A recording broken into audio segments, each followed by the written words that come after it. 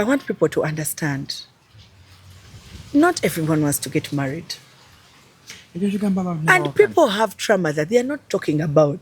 Osanga yalina kye yakula ng'alaba. Osanga yalina kye yayitamu. Ayinza n'okuba teyafumbirwa naye nga oba yalaba mukwano gwe nga bamutuga oba nga bamukuba oba maama we gwe bakikola oba ye ng'omuntu naye alina trauma ye gy'atagenda kujja kubanga celebrity kujja kubaga nti nakola kino oba this is what happened. Oba ye alinayo omusajja eyamudisappointinga gwe tuba tutaamanya. No, darling. Okay. But thank you. I can have juice, though. Mina juice. What juice? Fresh juice. Fresh juice. Try to have fresh juice. Oh, sugar. So, I want you to understand, no matter how much, no one woke up in the morning and they lost their marriage because they want to lose it. But because of circumstances. Naye abantu bavayo ne bamulekaanira you're speaking against marriage.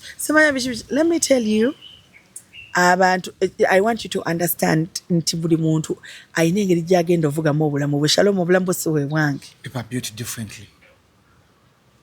Obulamu bwe si bwe bwange. Me, I can fall in love. I can do anything. Let me tell you, you can choose a man for yourself. But your children will not choose their father. Hey! You can choose a man for yourself, but your children will not choose their father. Kati gwe maani oyo gwe wagenda ne weekyuzingira n'omuzaalamu abaana abo and your children do not have a father right now, it is my fault. I chose the wrong man. Okay? But because Katonda yatukweka emitima, we don't have a way of determining if he will stay or he will not stay. But at the end of the day, I'll carry the cross. Chovola by man in the I man up. Bwembanga incha nina okuteekawo ssente z'akameza, I have to go and look for ssente z'akameza. Sigala mbuliri ntandika okukaaba n'abaana bange. Munaade omusajja yatuleka ate tataamu yatuleka, so what? Tataamu aliyo yeeyagala ali ku bikokoko ate mmwe muli baana. Mubeereeyo ne mutandika okugamba abaana bammwe ebintu abasajja bye babakoze baba batumako. Nalongo you healed. Baba batumako. Nze omwana wange yakeera ku makya n'ankubira nga nzaalamu oyo omusajja. Since I made that mistake, then I carry my cross. And I call a video on TikTok, but some of us didn't get a chance to heal. We didn't get time. I'm healing. We healed in the process. We're healing. Alex Moji in a comedy store back to Sakode 10th year anniversary with Diamond Platinums. I'm so happy.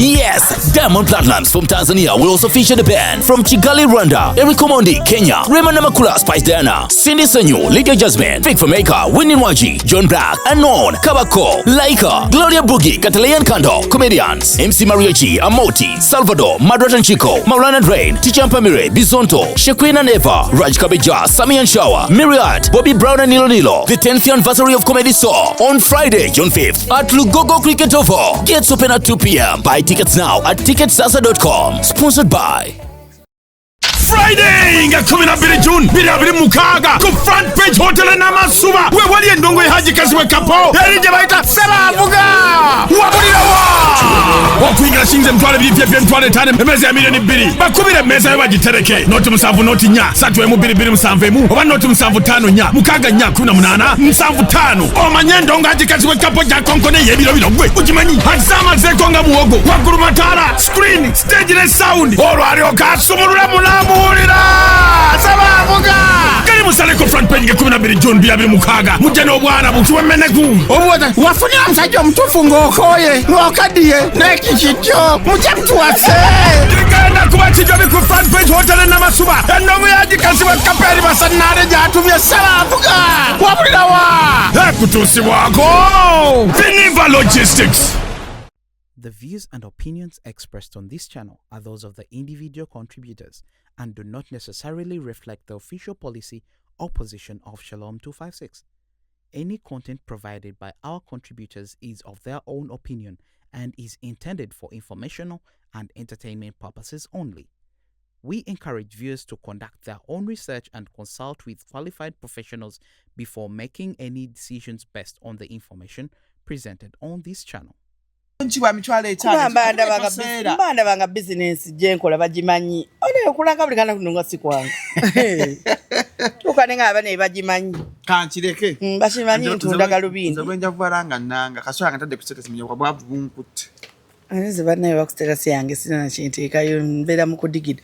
Abantu abantu abalina WhatsApp yange baga muno mwala simwavu. Kubanga banenga ndigida. Olya sente. Naye era teziba zange. Nyemba ku kibalo. Omayize bazaala ne liquid soap. Bakola ki? Bazaala ne liquid soap. Kiki? Mba nseerera buli ddakiika. Kana Nalongo ekyo tegeeza kyo kuzaala liquid soap. Gwe toseerera buli kimu kyokola kiba kya ssente zo. Bino byabagagga. Waaw bava kukuteerako kasente. Nedda mukwano. Bava kuteerako. Bansazeeko wano. Debited credited. Yindako tebanziba bannange. Prettyana. Aya nde mute mu kikola.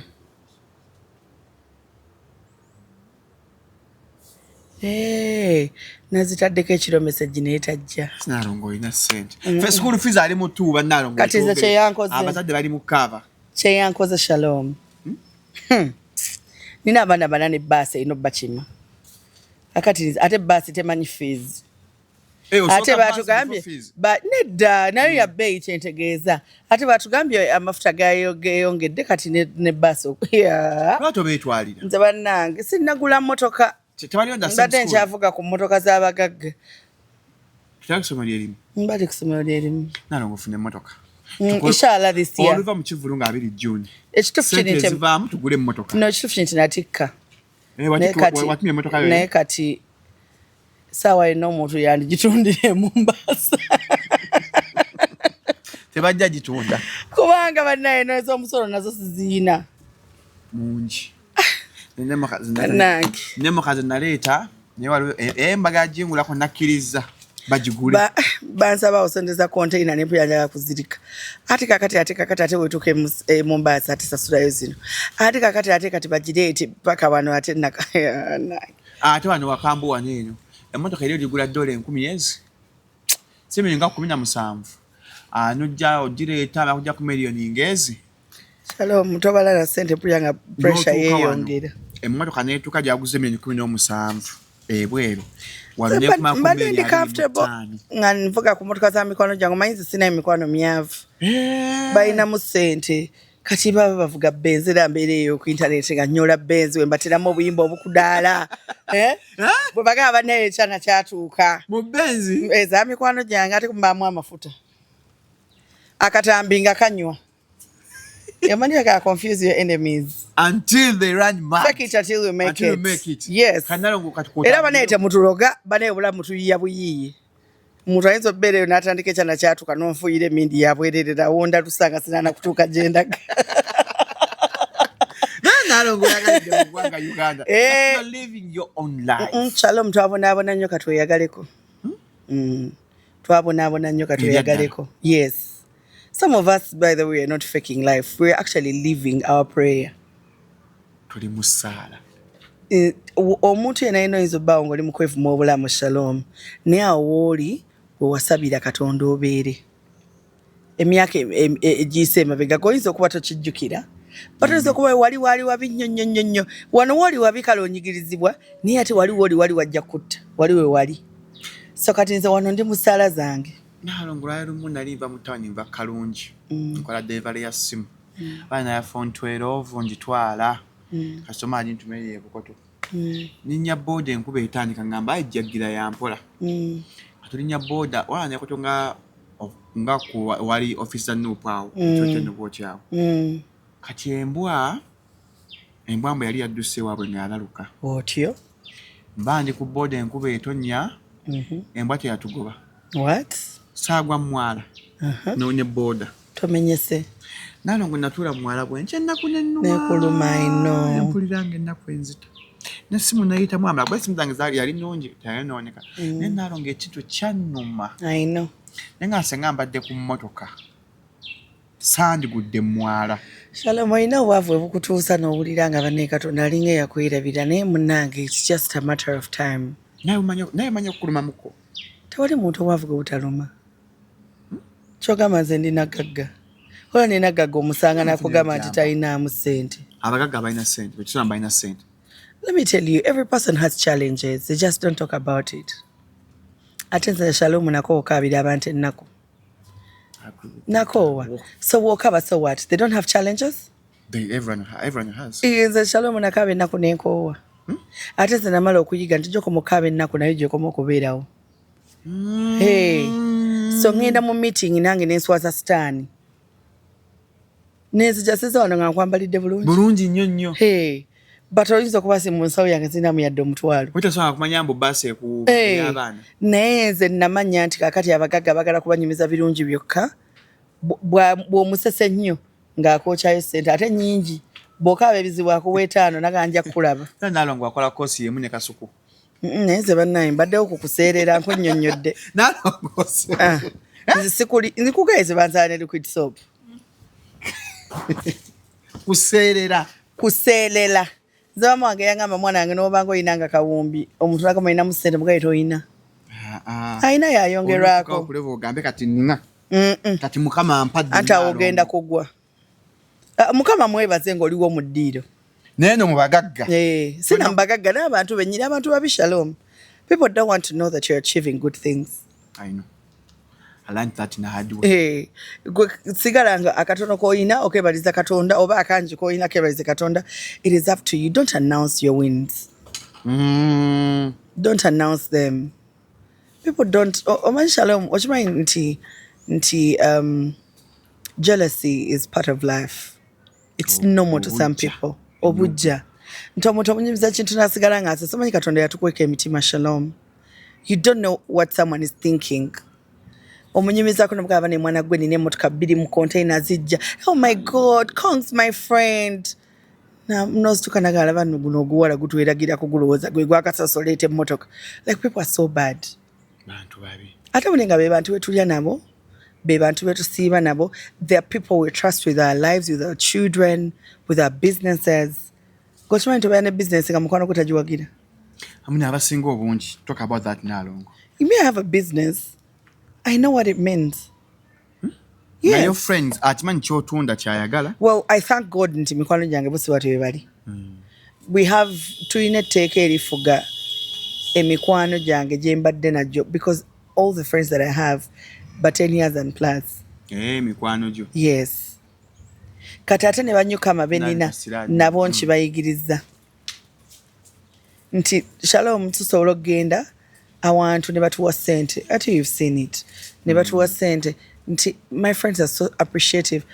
Shalom osobeera awo noga bambi Nalongo bambi twakozeyo ddiri bwekiti kankyokyeyo akakaddiru akayiseemu twafunye miliyoni 10 bakamuwe akakadde osegeera like generosity. Nebaza Katonda nti awo mikono gyange we bali. Naye there are people that have friends that don't support their businesses. Nze Shalom tosobola kubanga oli mukwano gwange olina business nga newe batenkwatako ne sita supporting. Because we are friends. Onshagera bwemanga business yote ina bwe chenga saba I don't need it in any way. I would do something else to make you happy. Recommendations. Recommend your business. Yes. Talk about you in rooms of opportunities. But there are people nga bikono ya baba pinga. Oli naga banena I think Nalongo sokuba akalanga kalungi. Atana ichekoza. Chekoza rachi mu opportunity. But that is your friend Jovela na. Nalongo akulangire kyagala. Nalongo akola chi. Well, Nalongo manyo ko advertising. You know? But you mukwano go. Woita mukwano. Hey, and you're trying to build a career. They know you're trying to build a career, but they're putting it down. In rooms of opportunities. Nakugamba tulina abantu betute mbagagga baffe ne batukubirayo ebikono. Nenga mikono gyaffe. Ate nti kyangamba nga tugenza omugagga. Nokimanyi nga olaba nze abagagga bange tobangeyeza. Ajamala ngambe. Yes. Twatuvawera n'ayogera. Ntokitegedde. Aganze Nalongo toyomugeyanga wendi mbanja mu. Naye teyakugamba nti nera bwembeera wasumulukana nyumiza buli kimu. Tewamuwulira nga anyumiza buli kimu. nga maze ng'emyezi 2 nga simulaba ne every information I want aba yagimpadde. But he's so rich. Very rich. Yandibadde talina kyanneetaaza. But some of us abagaga tubalina, but we don't love them because of money. Abamu ku ffe balina we baatujja wali awazibu ennyo. Nalongo abeerako ewazibu. Shalom. Sejjangako kweno YouTube. Agwe kusosa ku Shalom 256. Bannange nga temwanyaniriza temukubye na bugabo. Welcome to Shalom 256. It's happening wetugamba. Kaswere kigambo it is happening. Mwene ku Shalom 256. And subscribing kindly to get subscribing, turn on the notification bell so that you get notified every time that we upload. Seeing me for the first time nze Shalom Hadadi Kawesi nga wakanda bogusoso wakava mukomera wakafuna wifi wakagula smartphone nzo ganyayo gero oyo. I know. Shalom Hadadi Kawesi. Nakwa lwanjawulo twina yeke nyini her strength herself. Yes. By Nalongo na YouTube channel by her strength. Yes. Genda ku YouTube subscribing video by tobuka bulango bitwa ku sente mubenga mutuna Nalongo Lewis Plitiana watoyana yabulambwe ensena nyirwa bulambu gorgeous beautiful Mama Cedar. I love your confidence. Oh manange. Neza confidence ndoza banzala nayo. People ask me how to call out here. I don't know what to say because it's natural. Now you have self-esteem, like you're yourself, you're natural. Babela bagala mbedani. Now what I was saying, most of people are saying bekuniza. They want to be open. They're not fine with. You know, I'm not going to wake up in the morning and lose weight in one night. It's very easy to gain weight, but losing it. I've been taking people to that. Yes. Gaining weight is easier than losing weight. So you want me to do what? Run mad? Stop eating?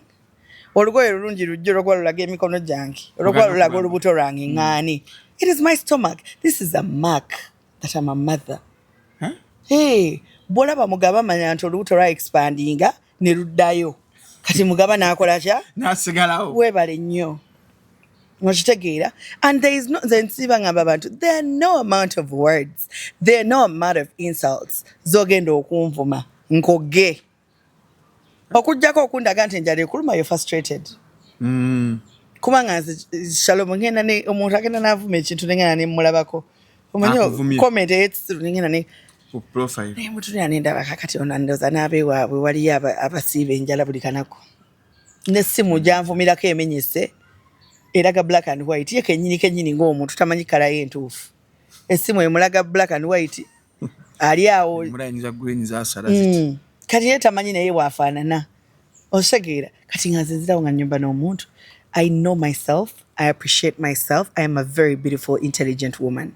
How did they? And very hardworking. I'm telling you, I'm very hardworking, very beautiful. Very hardworking. I go to places where other people can't go. Abatono. Hey, Shalom. Omunene wange muno. N'okutunulanga atategeera. I go to places. Muno okutunulanga ate kati ekyokaseko kyaki. Abantu batulaba ne balowooza because we are on YouTube speaking. Some of us opened up kati nze nagulawo YouTube yange to heal. It healed me, by the way. I was healed, but it healed me more. Okuva iningamba abantu story yange never nenjogera n'abakyala baningamba it was not just me. It's not just me. Obufumbo wa enonika. It's not just me who is a single mom. It's not just me who is struggling. Just and I'm helping somebody. I'm healing with somebody else. So kati gwolaba ekikazi ekinene kitalina mugaso. Waliwo ndabanga hero way. Muwadde platform enkubira essimu nagamba ne Nalongo omusajja yankola bwati ne bwati. But because I saw your story, hey, and there are things that we have not even said on the internet. Okwesigalizaamu kabuntu. Hey, a lot is happening in people's lives. A lot. And this is not because we are fighting marriages. This is because as already as it broken, it wagala abantu ba healing. So that when you go to a next one, totandika comparing a Shalom n'oli mulala. Oshitegeera. I do not talk about issues of marriages and children because I want to destroy all marriages. Shalom tewali kintu kisinga nga kuba muntu mufumbo. Kisinga. Tewali kintu kirungi. Nga kuba mufumbo if you have a beautiful marriage. You first put like to some. Because not everyone is doing those things of marriage. Of course. And I understand. I also don't want to be married. Kubanga na testinga. And I'm not saying all men are the same. But my reasons, I don't want to be sagala kwa kana muntu mbulidi. Sagala kutuyana. Nalongo. Yeah. Nzati wachi tushinyiza nga muntu kwa bakambulidi bwange. Chovala sichaza. Yeah. Bwezije wa Shalom na mpita to having a dinner sisula. After eating. I'm very uncomfortable in people's houses, by the way. Extremely uncomfortable. It's okay no kuma empisa zisimanyo bazibeera zitya. Oba kati bano beeyisa batya. No pretending. Okitegeera. Nino tukamba bantu neewombe kaneso kane studying ani asinga entondo ani ayango kunyiga ani. My eating habits have to be careful. Sikuwangu. Ne wembere wange ensimbo omukono. Wende mmere wenda ba film wenda ba TikTok wenseka. In my house. Nze queen ye wange. In your house? Yes. Nze semaka nkoko nkulu bagiwanzi. Makago? Nyango. Nalongo lyanko konkulu ewaka. Okufa obufi. N'amajigo mu nkoko. Ate. Nalongo. Nze sina skincare routine. Chova anyirira. Hey. You don't use some. Mukwana nesiga Vaseline sinda. Kubwa singo mother nyongereko skincare sigwe ddalu. Nti wakola Nalongo but smart serum, smart sunscreen. Sibisobola. I cannot afford. Just because you have a bit. Omanyi abantu balowooza nti bannaye buli muntu asobola obulamu nze sibusobola. I cannot afford it. It's very expensive. Nalongo, you're saying that because of a beautiful skin. Ati kati kwataina beautiful skin mukama yakukola bubi. Kakati gula serum. Never seen wa mutwale kikebe kinene tuchesigana bana bange tumeremenya. Nawe siga kivasi. Mukikambo echenga lomwana bwa kivasi. Sina yadde kenyongera mu tata smaka no kasiba babita bata glycerin. Smaka glycerin. Vitamin A capsules. Bwe chukula mu supermarket bwe nchesiga bwe nfulume enju. N'abaana ebintu ebisinga okubeera important in my life deodorant na perfume. Nze ntyo okuwunya. Ntyo okuyita ku bantu. Mutaizo utagwa na face n'ekyukamu. Mukazi wa munene lwakyawunyibwa. Mouth odor. Akamwa. Nze Shalom akamwa kasobola okunemesa ssente omugaga nsobola omwatulira. N'omugagga awunya akamwa? N'omugamba awunya akamwa? Nina buminti omwo mu mmotoka. Okamuwa? Ansooka kanuunako n'olaba nti kiri okke. Nemalaga bane kano kaswiti kawooma. Ninga just njagala ofunemu kali akawoowo akaminti. Nalo usagala muntu awunya akamwa bannaye. Nsagala kati nze sagala muntu awunya kamwa. Sagala muntu awunya nkwawa. Waliwo enkwawa eri chronicle. I know Ojimanyi omuntu akuyitako n'okolola. It is choking. Ng'owulire omuntu naye omuntu awunya akamwa batawulira mu kawunya. Nze nsobola okuwa omuntu ssente yange esemba yagula deodorant. Aleme kuwunyirira. Nze ne ba my household ababire waka. Kyensooka okugamba wano deodorant eba yalumidde ku makya. Because some of those girls are innocent. Yes. Abatamanyi nti waliyo ne kibayita deodorant. Kati nkugulira kagireti. Kangu myezi. Akamwana. Nekuyigiriza nti you have to shave. Every week isaamuko. Like you teach your house helpers. Kati mbisomesa omwana wange because me I have a child who is about 10 years. Yafuna body odor. Tumanya abana baffe bakula mangu. Kati zo mwana wange akimanyi nti oluyimuka bwoti n'onaaba. Deodorant eruma. Ka lemon slice ne deodorant. If I tell it to my child, kati atoli. Ka lemon slice? Isamu lemon mu nkwawa. Deodorant eyo neeta mwocha. My deodorant ziddugaza mangu enkwawa z'abaana. So kane mwisamu ka lemon. Omwisamu ka lemon, then natikako deodorant. Ka lemon kali ka drying entuuyo ezo. Not I'm introducing her to strong deodorants ng'akyali mwana muto. Mbadde sikimanyi. Okitegeera? Kaffe twakulya waliwo my first nga nali nyingira senior 2 bwe bangulya waliwo buntu bwabatanga ba pixie. Remember them? Fena twekubanga pixie nga tukula. Teri ateeko aka orange aka blue aka green. Buli omu yeekuba pixie. Ne bakampa mpola. Ne bakampa ako. Mama wange tuyinza muwunyirira. Mama waffe yatunaaza ebbombo omanyi twali tukulanga twalwalanga oluwumu nga tomanyi kunaaba. Did you go from Kampala? Yes. I was born in Zambia Hospital. Then where would you get a loom from? Tomanyi mbeera mwana muto musharinga nyingo ye. Osanga mukwano gwo n'aka t-shirt n'okeegomba mpa munyambale munange ku weekend. Ayina oluwumu. Olusi tonaaba bulungi. twakubanga endobo y'okunaaba otegeera ovudde mu kuzannya olwokuba muzadde wazze onabyeko ebigolo oyagala yingira buliri bakusange bazadde baffe bali bakambwe berako kana akantu kano maama wange nga kaguba se ajjanga nga twebase nakukwata ku kigere bw'ati n'ayisaako olugalo n'awulira oba luliko enkyakya ko twabeeranga n'eki ekyo stone ekyo beera nga tewakikozesezza kati nga nayo nayo oyinza obutanaaba naye n'okudda ekigere ekyo kibe clean ng'ajja n'abikolera ng'omuwulira bwoti mwefudde nti mwebase n'ayisa ng'oli lujja kukwata zuuka ogenda ogeyo nga tegera tewanaabyo zo n'obuka mu buliri nebaza mukama like bukyangambaawo sirwalanga kukiweta ringworm ringworm nze nazifunako I think I was about in my senior one oba senior two mwejo emyaka egyo egivubuka kusomerera byabeeranga bya ssomero nga batusiiga MCG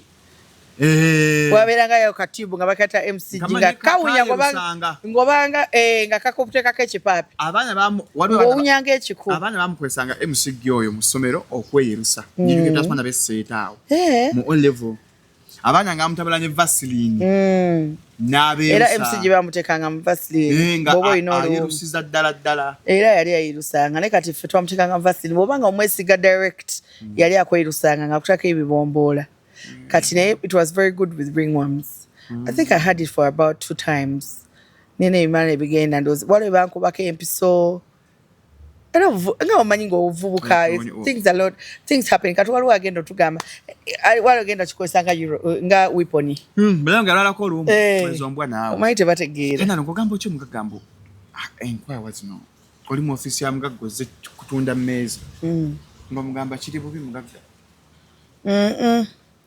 omanyi kati kankubuulire there are things you start kabeera mukyalawo waawaka olina ekintu ky'omuyigiriza nga you don't insult omanyi omuntu omugamba direct is an insult n'oba nga kibadde kiyamba ye ffena entegera yaffe yanjawulo ate nze munayenze Shalom njagala nnyo omuntu Shalom oli mukwano gwange tonkwatanga nga mpunya enkwawa n'otaŋŋamba ate omulala waali kiŋŋamba njategeera nti mwali mungeya ate nga twakaawukana kaakati nze njagala omukwano gwange omutuufu yaba bw'ati Shalom let me paint you a picture I've had a long day badde ndi mukola kuva ku makya naye onkubidde nti jangu tugende tukiringe sifunyeyo chance egenda ka oshegeera to freshen up I have sitawaziza sinabyeko mu nkwawa sekubyeko ka perfume but because I've had a long day nzize I'm plus size oshegeedde bwompuliramu nga ninamu ka body order konna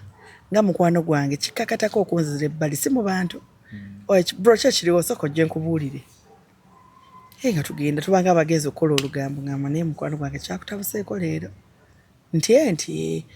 nti saidiwa ng'oŋŋamba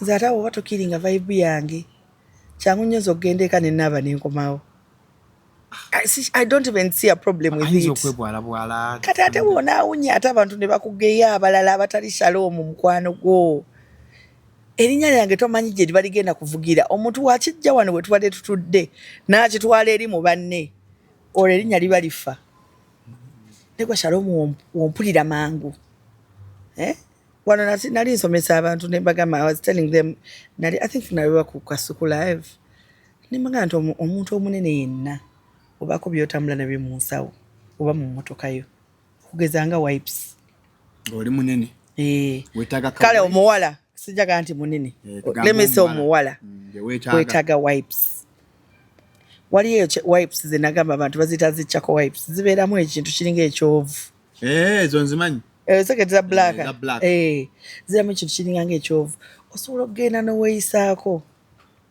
nanzinyereketa like waze osegeera anti ekinyereketa kyekirungi it freshens you up osogera n'oziyisa mu nkwawa zo then you put on a new deodorant ng'olunaku luweddeko ovudde eri mu office ova kukola mugenda olinnya piki kati nga nze ndiri mu iribi ndi ku piki eno nalina matuututu eno nalina wabirayo ki enfuufu ogenze ku date n'omusajja oze okwatidde enfuufu mu matu how would you feel nayo kakutunulya bwati mu matu kakati oyagala omusajja akuwe capital wa miliyoni aga 2 oze otunulanga ku myezi 2 Oshagira kapiki kakubye kakulese musajja wakutwala ku dina. Lwaki tokataka wipe n'osooka ne weeyisayisaako kola efesiyo n'etuukanga eriye. Oshagira. Kyala nasigala nga kakule when in your 20s ng'ovaawo mu teens awo oyingira 20s teri abikusomesa. Oyina kubiyiga. Omuwala oyina agenda otuuka ku 23, 24, 25 oyina okuba ng'oyiza okunaaba. Wali atamanyi kunaaba? Bangi. Terere mpulire Nalongo ng'asomesa. Bangi. Shalom. Abantu tamanyi kunaaba mutamanyi nti okwesiga sabbuuni bw'ati. Yeekuuta n'ekyangwe? Ekyangwe naaba teyeyambye waliwo banaaba sabbuuni yekka. Etabikolanga mu high school? Ne kaakati gye bali nnaye. Omuntu teyeekuuta. Ate girls omwana omuwala oba wavadda ku kyangwe kiri ekiri soft. Olina obba nga wakivaako dda. Olina okuba ku kyangwe either kyangwe ekiganda oba exfoliator gloves. Nze no byombi mbinaabisa kikwewuunyisa. Buno bugiraavu buno abakazi bwe bakozesa buno eno. Ate bayita exfoliator gloves. Kati nze nsooka neeteekako ekyangwe. Nsooka ne naaba ne exfoliator glove kuba yeetuuka buli wamu. Nyamalo gira kati nempisaako ekyangwe kiri ekiganda. Omuntu atasikati ate wali dry brush. Bakwanze skin yange tegikkiriza. Dry brush kiki? Brush yawo ekaluba bweti bagiyita dry brush. Ojayisaako nga simbisi ngeri dry kujjako dead skin. Bakwanze skin yange eri very sensitive sigisobola. Kati nkozesa ekyangwe kiri ekiganda. Ate naabisa busponge buno obusponge obugonda tebukujjaako ko. Twesiga ebintu bingi ddala abakyala abali eyo nga beesiga ebintu bingi. Okitegeera waliwo abakozesa a lot of cosmetics buli kanaku ayambala makeup oba ng'oli wa kizigo oba you know abakozesa skin care you have to like really wash yourself. Okitegeera ate n'entuuyo zennyini zireeta skin diseases. Sweats. Yes. Okitegeera like Shalom ebintu bingi nze nsobola okubeerawo Nalongo ne neewulira nti kati siri fresh nombeera mu bbaala kuba nkola kiro I told you. If I'm at work nsobola okubeerawo nti neetawudde ne neewulira nti ntambudde nnyo kuba abantu basobola okutumaatumawo ate ono alina complaint eno ate ono ojja nkwata video ate let me take a video with you kati mu bunene bwange the more I walk the more I sweat. Mu bunene bwange? Anti kubanga yewiponi gye bagenda okunkwesa naye nze ngimanyi. Bw'oli munene. Omuntu yenna wagamba ekintu ky'oli tekinda kukuluma. Nze newunya omuntu laga nti oli mumpi n'onyiiga. But aren't you short? Omuntu laga nti oli munene n'onyiiga. Aren't you big? Lwaki bagambe wali omulema tofunyizaawo nga. You have to remind me that I'm short. It's not a reminder. Big lips. It's not a reminder. It is who you are. Huh? Yes. You're short, you're short. Kati nze ng'omutaka nti Shalom ene mmwe eminene ng'onyiiga. Kati ogigendako genja. Nemmwe. Nze I wonder how people be frustrated with what people tell them about themselves. Nze amanyi kiyinza okunyiiza. Ng'omuntu agambe yo Nalongo malaaya. Tekijja kuba toli kijja kunyiiza. Kyekikazi kibbi. She's lazy. Kyekikazi kisezi. Kyekikazi kirogo. Things I don't do. Kikazi ekyagala kukola awo nyiiga. Kuba Shalom sente zinoonya masajja. N'ekiro. Ne mu bagagga mukwano otuuka omugagga neeyalanga alabisa abasajja. Nalongo ategeera. Allahu akbar. Shalom omuntu yenayina ng'agenda asobola okukyusa obulamu bwo. Yiga okweyala. Okola ka minisita Balamba Lugahala. Kakati gw'otuuka omuntu omunaku atalina ssente olutuuka otya mu maaso g'omugagga ne weesimba nga eriyo. Oze kukima ssente za mugagga oyimiridde. Lugambo kya gwasooka otu. Ensebo gyebaleko. Omugagga tannatula gwe. Kuzaaniza omwebaza. Oyingidde ofisi y'omugagga weewadde entebe tebanaga you may have a seat. Gwasooka otuula. Otuula yiyo gwomanyi wa gye yagigula. Okimanyi omugagga Arsenal n'otandika. PSG kekube Arsenal. Ng'omugagga wa Arsenal. Bakusaidiye omugagga. Gwe PSG ekube ku mutima. Naye wano oli mu maaso ga mugagga. Wa Arsenal. Tulabanga timu ekubanga Arsenal. Mugagga wafuwa firimbi kuba engalo. Basama ogabe bali bakuba goolo. Bane Arsenal. Omugagga Arsenal zimuli wano ku nsawo ziraba nawo ziraba ate gooli mu munyumiza bya kisiru. Mune PSG bagibbye ng'oli mugagga wa Arsenal. Omugagga ne wanyumya ekinyiiza seka. Otuwa butipu. Kakati ze neewuunya abantu abagamba nti nze musajja yambadde ampa ssente nga wanjerega nze ne nnyiga ne saziko ne wonvuma ebigambo miliyoni ezi nga obala kasa banako mmwe zaabayamba sebo gwatuyamba taata maafuluma mu ofiisi nti ntuka mu mmotoka yange nga nkuvuma ebigambo 10,000 naye nga ku mutima sikwatulira naye nga ziri ozifunye ssente. Toyawukananga na ssente Shalom. In fact kanchogere mungi toyawukananga na muntu alina ssente. Tomuvaako. Omugagga tanyiiza mwavu. Ne wayo oyina kunyigira mu njuyo. Ngozzewo gy'oli kabaka nga wali queen ewuwo. Yes. Bwe nyingira mu nnyumba yange nga nesajja kimanyi. Shalom kimanyiira. Ssente zo nga wenziteka wansi wa piro. Naye nga zo you have settled them. Mbuuliraayo nti ssente zaavunda.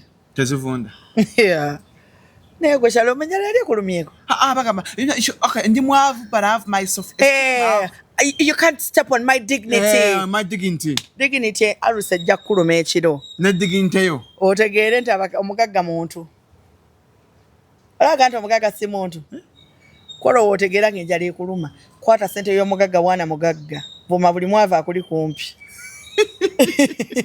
Omugagga wakati vuma abaafu 9. Sumulirawo ojja beetonderwa gaye bannayingira kankuoyo omutwalo ninadde enkola okategedde Shalom ffe tetwandikuzizza baana singa twali tetwandikususuta bagagga abaana bakuleza Nalongo mukwana nze abaana buli mukwano gwange alinawo omukono ku mwana wange Shalom nze omwana wange baasi tegenda kumuleka nga Shalom oyina ssente zigenda omusasulira nkugabirayo omu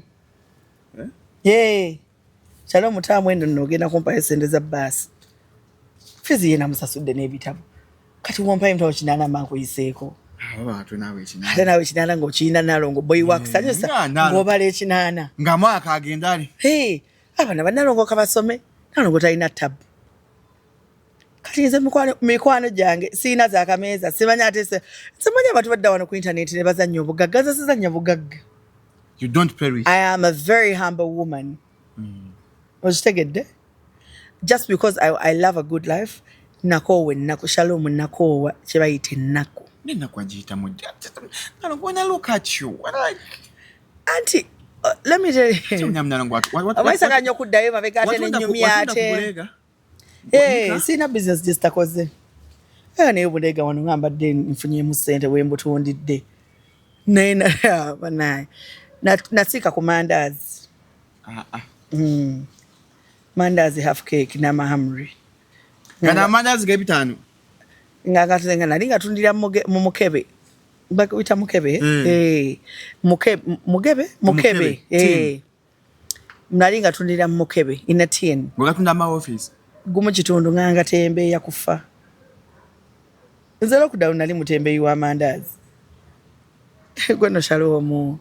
Shalom, nagamba wane ekintu kyami mwe nane omulago nakigamba nti about 4-5 years ago tewandibadde mukwano gwange ye ngonzijeewo ng'okubonaabona kwendiko wakumanze kuva dda siraga nnaku nsogikabirira gwe Shalom mukwano gwange naye omulala abandaba abagawana eno omuwala alina ssente sinaapu zokka ze nkwata nti ze mba mbagagga sinaapu zo tulengera ali ebitabiga abantu baba banywa champagne bwe ebyana binjagala Shalom ebyana ebirungi binjagala bwe nkwata ku byana bwe tuzina bwe tudigidda bwe bakuba obudde bwa champagne za miliyoni 5 bwe nkwata video zi 1942 anti sinywa mwenge naye mukukwata video mwenge gaba naye mugisinapinga nga bagireete jja n'erinnya ly'omugagga wange gwendi naye kuola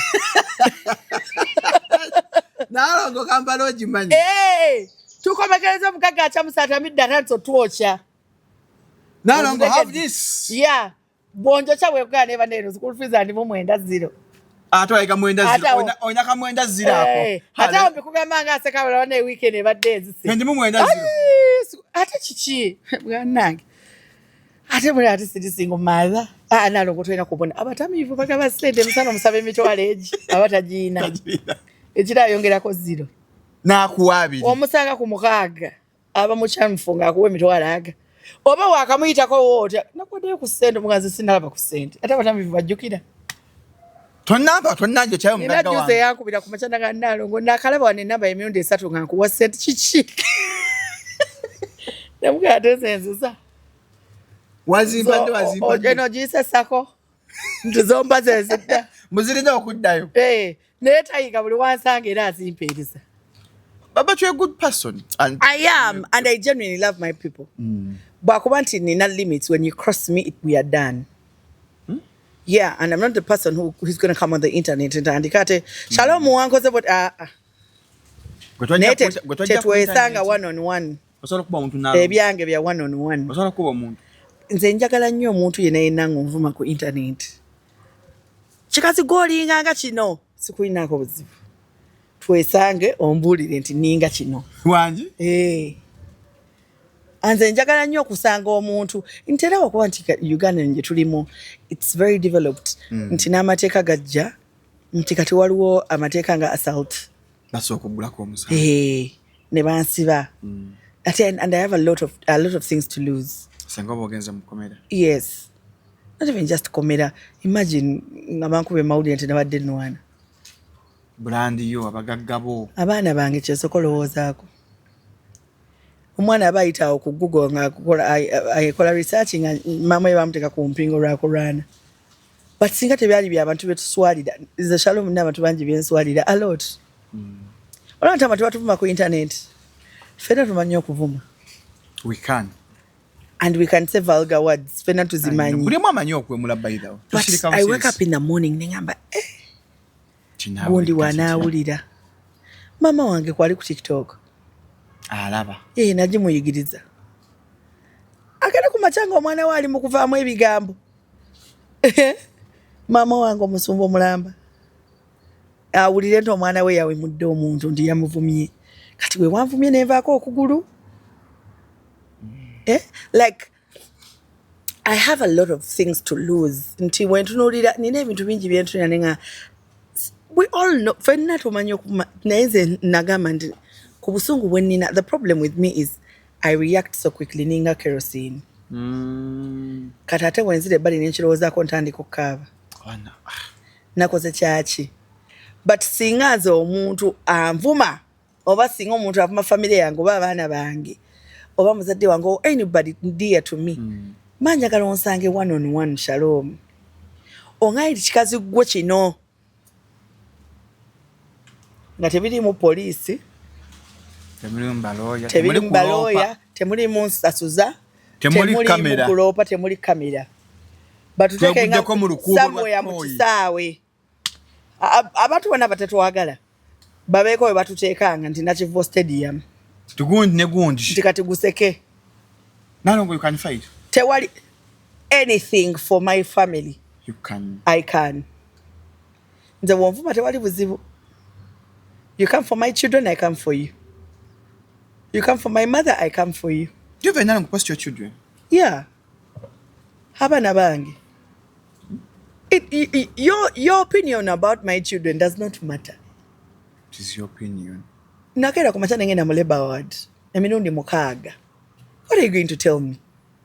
You have 6 kids. I gave birth to 6 kids. Unfortunately, I lost 2. Omu yavaamu nga ali mu lubuto, then omulala. You know the story. Okay? So you cannot tell. And by the way, the Shalom buli kye nali nti okuntuukako mulamu kyantuukako.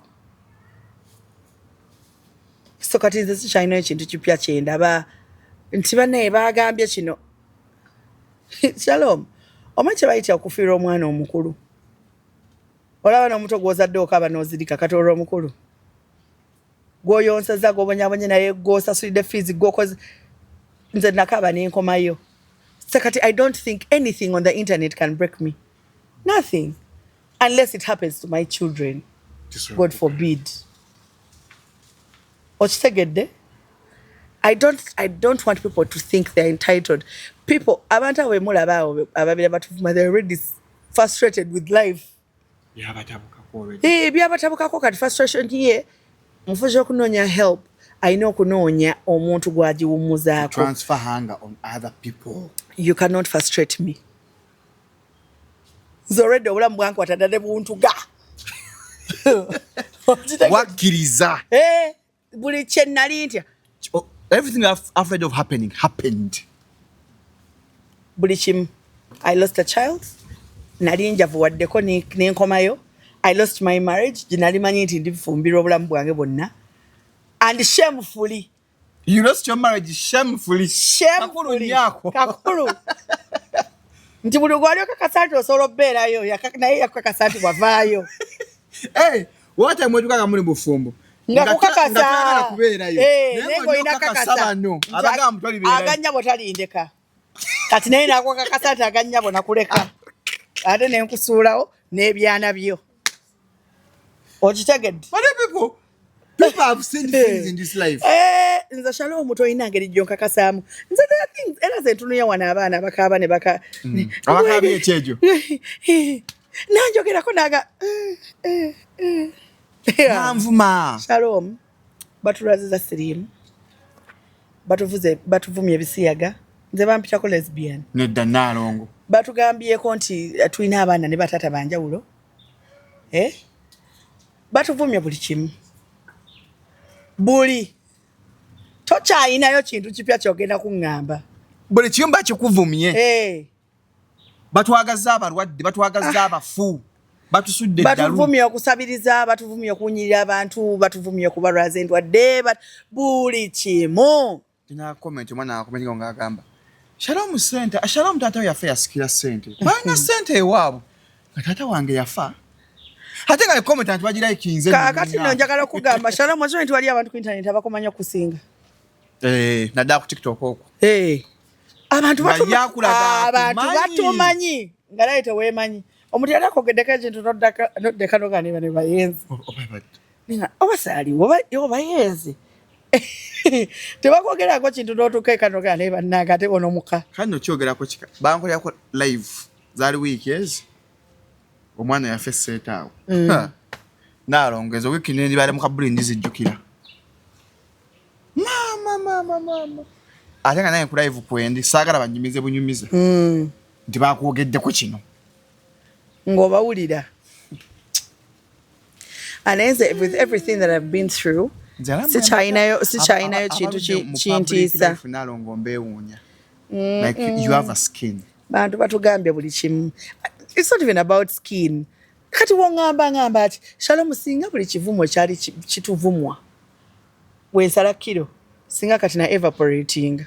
Singa wagwawo dannalo. Ngandi kibuyaga akunta. Singa buli kivumo. Because let me tell you, omuntu yennyini ali mu kuvuma. Yandibadde singa badde muntu mugezi. People use actually their brains. Come to me and ask me Nalongo, how did you do it? Nkuwa ku script tovuma. Nkuyigiriza nti omugagga omukuba bote ekikono. Mugagga bote. Nze nakola ku hamu Shalom nga sasula rent. Akantu ako kanzita Nalongo bwakola wandage edduuka ali. Saali kulaga. Wandage edduuka ali.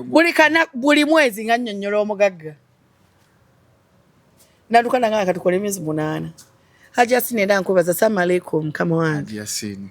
Neyanziza byonna byonkolera n'abaana bange. Ne byokyankolera kati. Ate bino sibyogerera okuba nga nkuba ekikopo. But that man has been there for me. Aleta anko wange. Lero nosomba kino ekizibu, lero nosomba oli omuyimbi. Kakati kuliro nosomba bano. Ate gwe ekizibu Nalongo omugagga akuyita ogenda n'abantu abalala. Because I'm genuine. Nkubye essimu nga wooli Shalom. Abagagga babaagala nnyo omuntu mbumpise Nalongo. Abagagga bange si we bali. Buli omu alina abagagga be. Fetulina abagagga gamba. Era nze singa omugagga it's okay. Era wanga nti janguze kale nzijanzekka. Nze sigenda kuwa mugagga ne mikono gyange ne batabawayo sente. And I'm okay with sharing the little they have given us. Because we can all win. Lero nja kuba ndi wano omugagga wange taliiwo mu ggwanga batakutte essimu bakinga gwe Shalom olina omugaggawo. Kati naawe onkotogere nga nange sirinamu ssente. Nalongo ku bagagga be. Omwana oyo alina ekikono. Oshagere. Nze sirina kiko. If kankuulira omukisa gwe Shalom gugwo. Guba gugwo. No one can shadow you. If it's your time. If it's the time to shine, you will shine. You must shine your shine. Shalom osobere chana mukaka wanseyo ng'olima. Nova ino shining n'okusinga ffe wasanga Kampala. Out of the blue. Osobola okubeera awo nga gobadde okola emyaka 10. Omwana ajja n'akola omwezi ogwo. Mugagga n'afuna connection. Sakoli gwe yatulaga. Nalaba 2020 ng'alinga nze. Njalegenda mulumye just 5 years. Buli motoka eyakabye nga ya Mujamani agina ey'omungereza. Ndowooza kitegedde. 5 years in a life has changed. Liziki yaffe siye magita Liziki. Omukisa gwaffe. Siye mo. Shalom. Ojja kubeera wano ng'otudde. Enkya bakugambye nti Museveni bulijjo abadde anoonya Nalongo. Nga nze abadde ali genuine asobola oyamba abakyala. Nga bulijjo nze gwe yali alinze. Your ideas, you girl. I think let's fund that project. Nze mukuwulirako nga mukwana. Nalongo kadde yekulembedde mu maaso. Nga nvuga Range Rover 2025. Ni muka boxi. Otandika ekiwale njali badde ekirumano mwezi gumwe mabega. Byo byakyuse. Awo sawo yemba mugaggawo. Obona nze wujja kanyama. Era kati mbankuvaako. Ate nga bino ebintu bihapeninga buli kannaka kujjukiza Nalongo twalinga ffenna. Teweetaga na kunzijjukiza omugagga temamujjukiza abagagga balina entondo. Omugagga tandika mukuba kakopo totandika mukale twali wano nga tubona tayagala kubuulira. Nati twali ekikomando. Omuzze maliga. Update with the mugagga. Update. Omugagga ali ku software mupya. Omunnyonnyola ate twali tukozesa Windows. Ojjukira kali akawala akalina embaliga akakugaana. Oba kaafana okufa. Onyumiza omugagga ebintu ebyennaka ebyekisiru. Tatandika kwata amasimu g'otandise kukolima. Naye mugagga naye gwe okimanyi nti n'essaawa gye oyambadde omutwalo gwa $1 aleba naye wakola ssente. Atandika shalo omuntu wange. Ate abagagga baagala nnyo omuntu oyo nga mulaba. Batambuza kakopo. Okukuuma omugagga kakopo. Mukubiri ekikopo. Yes. Essaawa naakagiraba naawe wekka. Mugamba omanyi emmotoka gye waleese ggwe. Bw'omala woyisaawo ebintu byoyagala. Nga naye nno nandibadde ndowooza ngula embuzi. Nfunayo embuzi nga 10,000. Nawe olina omulaga nti project zolina zitiisa. Oyo aba alina okuwa emiliyoni ng'ebi. Ekyo kati yakiŋŋamba yaŋŋaashalo. Abantu bagenda wabagagga n'asaba emitwalo 10. Bw'osanga omugagga gamba ennyumba eremedde kwolopulate amabaati gagaanye. Emmotoka emedde mugaaji emyezi egi. Mugaiba ne naguze wali eka y'ettaka naye bannaye. Omusajja alina emiliyoni 15. Naye nga akamuweka emiliyoni 5. Omusajja aganya ozisika. Ne mugagga akuwa 7 naye kati 7 kwenkomye.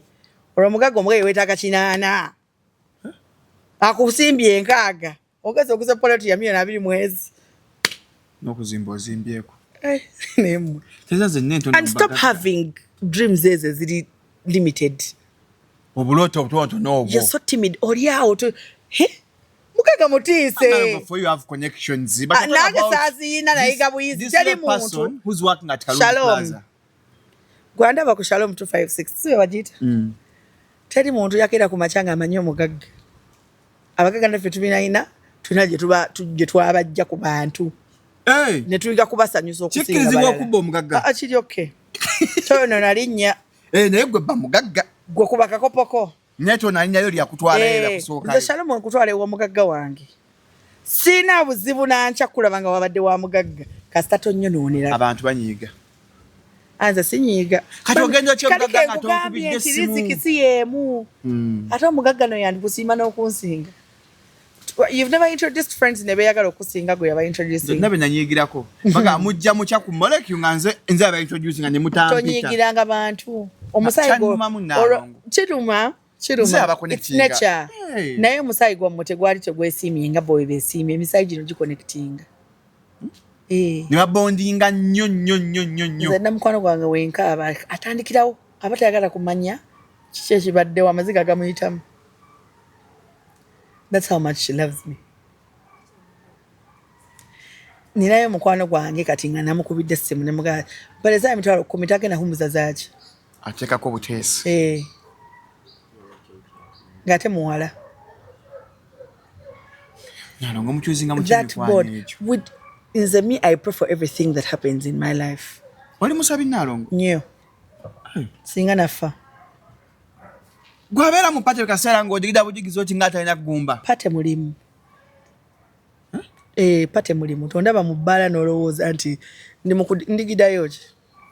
Wali oba ku mulimu. Nzize kunoonya ssente. W'osanyuka ompaayo ssente. Okitegedde? N'ebbala ne linsasula. Guli mulimu. Ate teri economy ezinga night economy. Anti emisana mwena munoonya ssente. Ekiro. Kati omu ku mwayingira ggoolo ne bamuteeba ggoolo ne ziyazirazo ne bazitwala. Ekiro buli omu aba mugagga. Baba bamaze ozzikola. Eyabbi eza Shalom aziire ntuzidigida. Yes. Ne gwe bagenda okubba enkya naye tudigida ku ezo nazo. N'atwalako ekitundu. Night economy kanti kankuuliye twagikola ne tunya kyakukola. Guli mulimu. Era nze obwongo bwange bwakyuka nze nina n'ensomyi ekiro seebaka. Nimba sikoze. Toswafuna tulo. Era zoba 11 ne neebaka. Nsula ntunula nembeerako ku TikTok nenseka nekuba endulu ndoza nebaga kyenkiwala kiralu. Onavudde wala ngo oli bwekiro noseka. Nendaba movie nekola biki kolo wendowooza nempandika script zange bye nnaayogera. Tuba tujja kujja noyogerera abantu nonsense. Kati lwaki Nalongo? In that time ng'oli wekka in the wee hours noga okay let me give love a second chance. Ngwanaga ndi sina musajja. Omusajja mwena beera mwenna. I don't have a boy, I have a man. What's the difference between a boy and a man? Manyi lwaki tuzunga nnyo kati I don't know how I'm going to term it so that manyi mulimu abantu wano abasala obuntu ne batu-educating eyo. Mufo kyotegera kye twali twogera. Do you know there are people that watch videos with bias? Nga tebategedde naye nga ayagala kuyomba. When we're marrying, okay, when we're dating, you've been looking for a man, no gwaku boy. At a boy, tekitegeeza nti alina better 19. A boy can be 45 years. But he's a boy. Yeah, obwongo bwe tebukola. Yeah, alina we yasikatirawo ku 19. N'akomawo emyaka gisigala nga gitambula naye ng'obwongo bwe. Peter Pan syndrome. If I was a man, singa Katonda yantonda nga ndi musajja. Shalom, toyina ngeri gy'oŋŋambamu nti weebaka Monday to Monday nga tomanyi mwana wo kyalya. Nga tomanyi mwana wo waasuze. N'oba nga wazaala mu mukazi nga musiru nga malaaya nga mulalu nga very disrespectful, I would still choose my blood. Kubanga teri, I'm not going to tell you nti ffe abali mu bufumbo were angels. Omwali zi malayika. Yes. Nakola buli kibi kyemmanyi.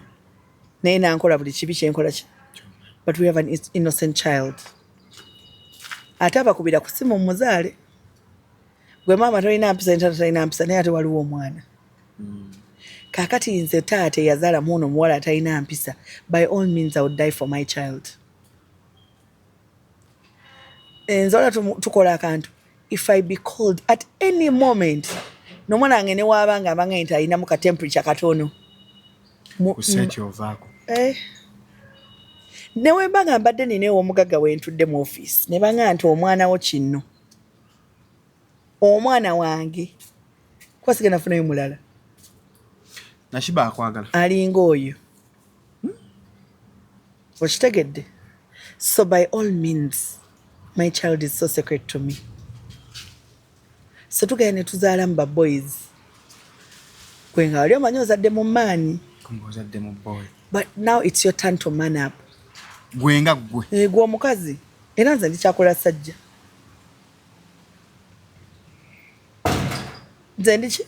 Kyakola sajja. When Shiba was on her podcast, she said something that people did not understand. And I want to break it down for you. Togala ja kuba piki y'omusajja. Ye abagamba nti yali okukena okubeera na kyeyombekedde. Okitegedde? This is, I want people to understand. Not everyone wants to get married. And people have trauma that they are not talking about. Ensonga ze. Osanga yalina kye yakula nga alaba. Osanga yalina kye yayitamu. Obufumbo. Ayinza n'okuba teyafumbirwa naye nga bayalaba mukwano gwe nga bamutuga oba nga bamukuba oba maama we gwe bakikola oba ye ng'omuntu naye alina trauma ye gy'atagenda kujja kubanga celebrity kujja kubaga nti nakola kino oba this is what happened. Oba ye ayinayo omusajja eyamudisappointinga gwe tuba tutamanya. No darling, but thank you. I can have juice though. Mwina juice. What juice? Fresh juice. Fresh juice. Try out fresh juice. Ayogedde. So, I want you to understand, no matter how much, no one woke up in the morning and they lost their marriage because they want to lose it. But because of circumstances. Naye abantu bafanye ne bamulekanyira, oh, somebody you're speaking against marriage. Let me tell you, I want you to understand nti buli muntu ayina engeri gy'agenda ovugamu obulamu bwe. Shalom, obulamu bwo si bwe bwange. People are built differently. Obulamu bwo si bwe bwange. Me, I can fall in love. I can do anything. Let me tell you, you can choose a man for yourself. But your children will not choose their father. Hey! You can choose a man for yourself, but your children will not choose their father. Kati gwe maani oyo gwe wagenda ne weekyuzingira n'omuzaalamu abaana abo, and your children do not have a father right now, it is my fault. Gwe ng'omukyala. I chose the wrong man. Okay? But because Katonda yatukweka emitima, we don't have a way of determining if he will stay or he will not stay. But at the end of the day, I'll carry the cross. Chovola by man in the I man up. Bwembanga incha nino kutekawo sente za kameza, I have to go and look for sente za kameza. Sigara mbuliri ntandiko kaba n'abaana bange. Munade omusajja yatuleka ate tataamwe yatuleka, so what? Tataamwe aliyo yeeyagala ali kubikokoko ate mmwe muli baana. Mubeereyo ne mutandika okugamba abaana bammwe ebintu abasajja bye babakoze babatumako. Nalongo you healed. Babatumako. Nze omwana wange yakera ku makya nankubira na nga nzaalamu oyo omusajja. Tayimanya nako. Since I made that mistake, then I carry my cross. And I call a video TikTok, but some of us didn't get a chance to heal. We didn't get time. I'm healing. We healed in the process. Healing. I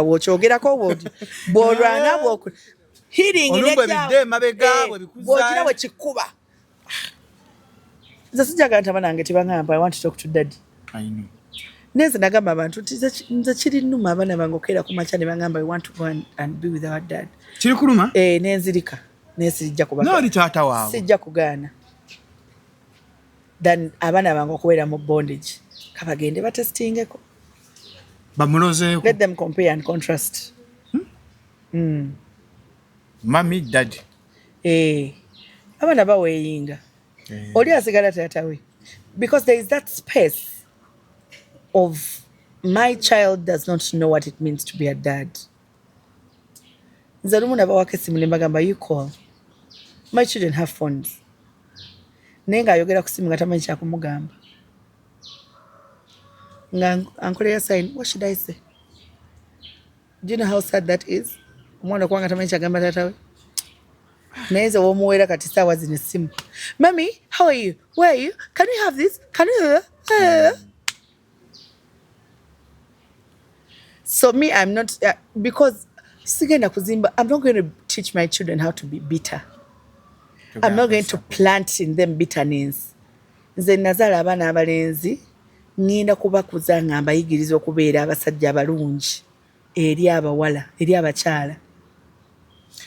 Someone asking nga agamba lwaki batwegiriza okuwaata n'okufumba. Then my mom told namugamba I'm not raising a son, I'm raising someone who's husband. Yes. Zabana age bakola emirimu. And I have 2 house helps. Ninajja n'agenda n'asigalawo. Naye nkusanga ng'olidde mu suwaani n'otuula. Mwana. Esuwaani yo. Yanyetwala ku sinki. Kugitwala ku sinki, kujooza. Ani agenda ogimwoleza. But Auntie Rose is there. She's watching TV. Can she? Oluyire enkukuba eardrum ekufuluma. Nensanga nti walidde n'oleka omuceere w'obadde otudde. Ate ffe tuna bisimbula bizungu. Kutaba nga ffe twakotama. abaana basinda nekisimula kino ekiga nyola simula Nalongo abaana bakuliza mu ATS anti kakati wona adda wano mukuyimu wano mukusitula squeeze tuziina clean your water ngomazo okunaaba sika amazzi dryingewo oba ine emyaka 3 oba ine ngasanga anti zonge ninga military Nalongo sokwo mwana olu nyabo nkuba n'emigere wala ndi nakiro ninga nte fresh yani omugere gukwata nyabo nabisa Nalongo mubanga nga akochingo ate omugere gwetaga banga nze siri jakichani ogo mutono tono gwe kukubira wansi oguwulira ogo sikwasi jage ogolanze nze sizanya when it comes to raising children saba mange mukwano try tukulanga kameze kakuita ku mutu notukalo yakalo mbuza ne mukwano gwanzala nite twakula nze mama wange manyi mukubire simu ne tunyumia kati we are best friends I tell my customer aging era ajira nalaba we kintu ku internet nangale mukwano kale kasikati ke wakobye jjo kabadde kalala ne kati toyinza kukendeza mukone kabanga kuma mukwano wummula bino byakusinga naga kale onabwo bobukomano crop top yeah Nalongo n'otulaga olubuto tugana era abeera nga ne kati mwana wange wakubye ate namuyigiza okwogera ng'omuyayi mama naga lero wafulumye nga ne bane ate kati wakubye ne mga ondabye ne mwochayo kati naye enza mukaggawe ayina kukuba kakopo ayina ampana to Shalom tokubiranga mama wange simu nondopa Shamimu yayinza okugamba esimu anto wakava ku simu naku hello baby yoli otya oshimanyi nti nira Shalom ankubidde nangamba ambo aba yabingambye dda byonna by'omugambi era nga nkubiranga nkuwayo ebigambo 2-3 muganga ebigambo 2-3 gabikubamu yeah si senga si kojja si kazini si muganda wange si ate family yange ineyo unity nti otugeya tukugeya mulinga bannakantu nyabo ndikati sister wange nomukuya nomuga sister wange aba yakagamba sister wange ekintu nga ne sister wange yangamba brother wange aba yakagamba brother wange ekintu nga ne brother wange akola ki akugamba ate mama wange yazala uniform 3 girls 3 boys that's cool okategedde kati nze family yange otugeya kati tukugeya ate gwe nosala kilo nokane bana nga bankwe ngababi musenga gundi yagambe biki naye ate nze mama webuko tubyayogedde mwabiwulidde naye nze ati nze sokuira mama webuko tesimu omanyako kamimu ke bagamba nti muli mu family meeting ne balimu okwogera Rastiboni n'ayogera nti nze Rastiboni nkukubira essimu akashala omoli otya tokiddanga mukumanyira mama wange essimu eba yakuyisizaamu dda kati tukuze kwategenda kunsondera fees mama wange ku myaka gy'aliko egy'okuwummula lwaki oba omusalako ekigambo kiro misana essimu eba yakubiddwa dda muwala wanfunye bubi and I actually don't be disrespectful but I set boundaries sikubira ntukugaye nti Uncle Shalom oli musirwa nkuwa obugambo 2-3 nga bukutegeeza nti va ku maama wange nga bwa makulu naye nga bugumidde noteka nti abala bagundi very well thought of yeah nyiza lokuwandiikira ka speech naye kasoma nga tuli ku simu yes I don't joke when it comes to my mom omuntu enakunyako obuzibu alumbe maama we kumaze tata wange yafa 98 oh wow nze nkuze ndaba mama wange my mom didn't remarry nze teyasomba basajja naba abakyala beddane Something I do for my kids. that dignity that love kati nze nga ndeeta omusajja mu nnyumba y'abaana bange you can't do that sisobola and I'm not being judgmental to women that do it but me I can't. What picture am I showing my kids? Lero leta Uncle Sam, lero Uncle Shalom, lero Uncle Nalongo tuna bana abantu nga bw'abaanoba atambula n'abaana be. Lero nabalaga Uncle Shalom ne kigaano working out n'abalaga Uncle Najib ne kigaano nga buli wadda n'abaana be. Emize gy'olaba amaana gye bayina. Ayina kye yajja ku Shalom, ayina kye yajja ku Robert, ayina kye yajja ku buli musajja na muzeekwe. Natajja kati webaka n'abaana abakyala baabwe bitandikira. Ng'oli awo gwe ne maama muli bajja. gwe n'omwana wo omwana wo gwazaala omwana wo nga mujjawo bakolerera taata asigadde wakambu ye agenda ku 3 gwokera 11 n'asomberera omwana nalyo kayita omwana mbuliri jangu nze ate ejjambi yeba njigula wali ku hardware ng'emyereketeeti nga mpagala nda sizannya mpozi omuntu yena Shalom omanyira bawude eyo nti ogenda owaddeyo obulamu mu kuzaala kachoza bakusigning sango ogenda mu theatre senga todda nzikiriza kati fe abasindika ogenda omwana akuluma n'akutuusa bwali kussa byolaba bamalayika nga yebakirira bambuka wali otuuseekaawo wali ofunyeeko obulumi juzi wenagudde mu kinaabire wenazeemu nempulira nga zijja zikira bwendaba bwe zinkima mwezigamuddeyo wezigamba abaana bange bato abaana bato kubanga nze wenalingwa I pictured my children nenzigamba abula mukwano not today mugambe mukama mmwe not today okuzaala okwo Shalom I don't know how I can tell you what kuzaala is for you to understand bwe bulumi obukyasinze sinnalwalayo kintu kyonna alhamdulillah but if God I don't know how singa Katonda yalina engeri gy'alagamu abasajja obulumi obwo kale nakuwayo kakwota muga nti mubeera n'obulumi nga munonya ssente Shalom omwana akuluma omwana yannuma n'ensumulayo braids omuto mulamba nga sivaamu yadde ekigambo nga ndiko naye nga gwe nenkwata ku muntu mujjako eddiba ng'obulumi bwo omwana akuluma n'osumulira enviiri ate nga nazo woozisuna owuli yagala zifulume Shalom omwana aluma juzi nabadde ne my very good friend my sister Carol Nantongo mu ddwaliro nemutuulira ne mugamba you're such a hero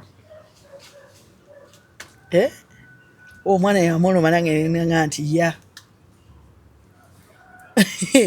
omwana kuluma n'owulira nga omubiri gukusiiwa n'obagaa muntu akule nga tomanyi watuufu eba alina kutakula nga pain n'obagaa kati njagala poti njagala I don't want to mention it I want to do number 2 nga yejja oyo aba mwana bwebagaa kati bagaa nti kale simba bagaa katulabe ne bakuba omukono ndate lindako sentimita 5 nomala nokyuka nti katulabe ne bakuba omukono emikono giruma nga ogenda kuzaala nze bakuba emikono ntikanenga omusawo n'onkuba omukono ogenda kugenda kubalula oluyi nenga omusawo gynecologists wange bagaa nti genda kubalula oluyi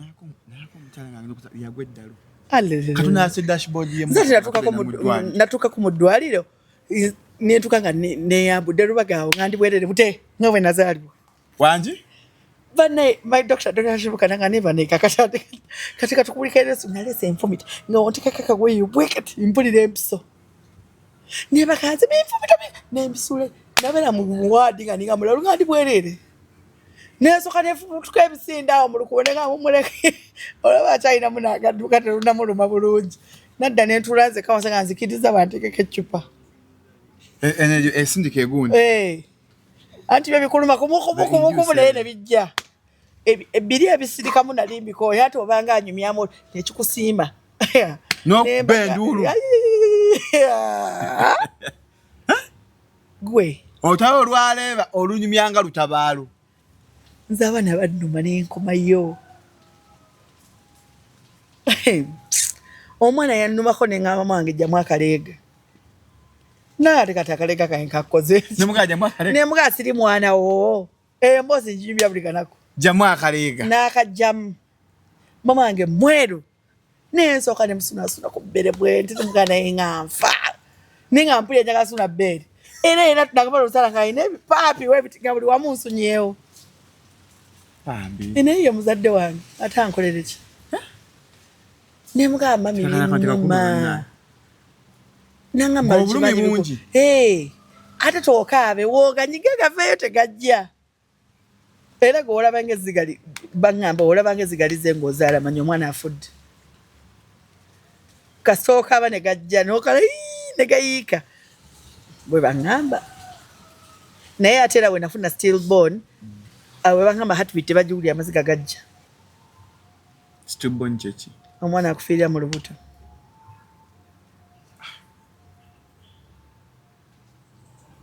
Naye njagala okugamba abantu Shalom abakola ku Shalom 256. That's pain. Nti bw'obeeranga ng'oli mu bufumbo n'olaba nti you have endured enough, vaayo.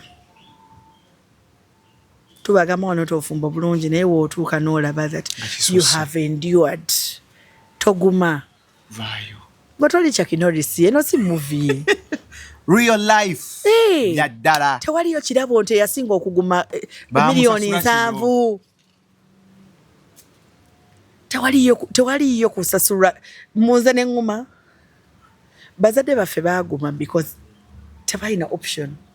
Bamuga eno twasize ekitanda tutufumbisize. Edda tewaliyo kubira mugaga kakopo. Either mwali baavu oba mwali bagaga period.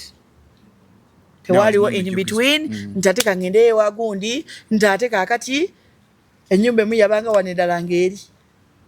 That's not civilization. Niba kubona kuguma ogamirira muli. Waliwo families nga bamama bawe bafumba abantu bana mu nyumba eji. Nalongo tusibule no genda okukola. Bulijjo mbagamba nanga ekivulu 20th June. Yes. Ono enyi ekivulu. Yes. Friends of Nalongo. Kati gwa babayita bulijjo mbayita waneno. Naye nga sinaba kubayita. Friends of Nalongo is a very dear chivulu to me.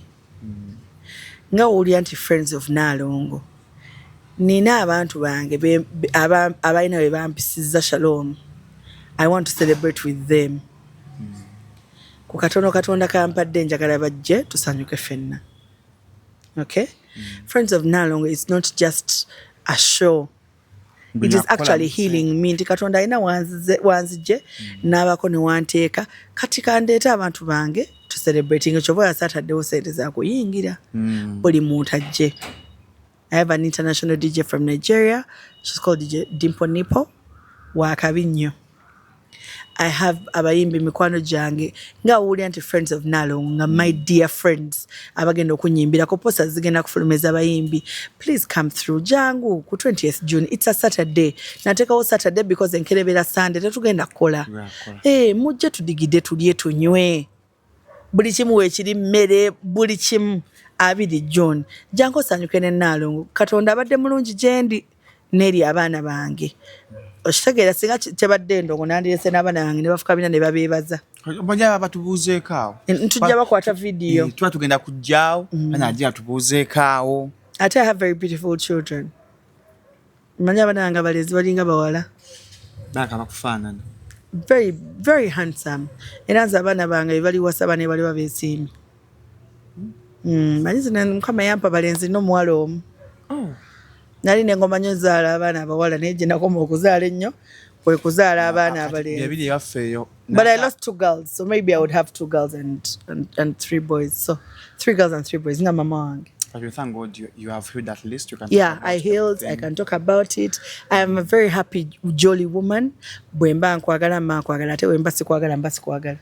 Ate nkulagirawo. Sina kinyo. Tokimanyi? Sikugamba nti omuntu wa moyo simutegeera. Era sobola kumuzwa kinyo. Era ajja n'atuulaawo. Hi Nalongo, hello. Njikuddamu ndi serious nnyo. Siba na kinyo. So byebyo banemwe bali kunkyaza ku Shalom 256. I've never been here. Anna? Passion juice with ice, please. Your wife is very beautiful. Oh, thank you. First time singer? Najja wano ku. Gundi. Wazita dua? Yeah, Mudua. Yeah. Munda tubano wetwekuumira wano mpola Obufumbo waffe tubutwalira wano mpola. Nsanyusiza nti akantu kakolerawo. Muna olumu si buli muntu muyita wano. Anti ze mukolera siri buli muntu. Nina abantu nga kati Nalongo kati gwe. Ole muntu wange wa munju. Yes muyinako obuzibu. Abantu asante tugweya kawunga ajja kalya. Era mukwano ne wakasuku bampiteyo ne bansanyukira. Ne bansanyukira. Tona buzibu Nalongo. Kasuku bambi mchala is very, very adorable. omukazi yandabirira nentuka nenjagala omuga akimala. Beautiful mami Moana. Bane, thank you so much. You're such a very beautiful woman. Ngagenza wakasuku mufira ku ate saliyo emmere yali egenda kutu emmere batte wakasuku buli kine kasuku aleka wakameza kasene meka simanyi aba akwetegekera oba kichato n'oba ogudde bugudde nagendayo bannange neva ina ka juice kasuku bambi mwami kasuku nsaba kumpitako ewuwo go bajja kuyita nagendayo mulundi gumu bajja kuyita bantu bali banjogerera mbo yatajja kulya kyamisana nakirya wakirya mbote bakiryanga abantu ate banjagala Allahu akbar sikirabanga neva mpite ekintu kyali kimu tutulie ebirala bajja tuyita mpola mpola so kyekyo nange mubeere bulungi mweraba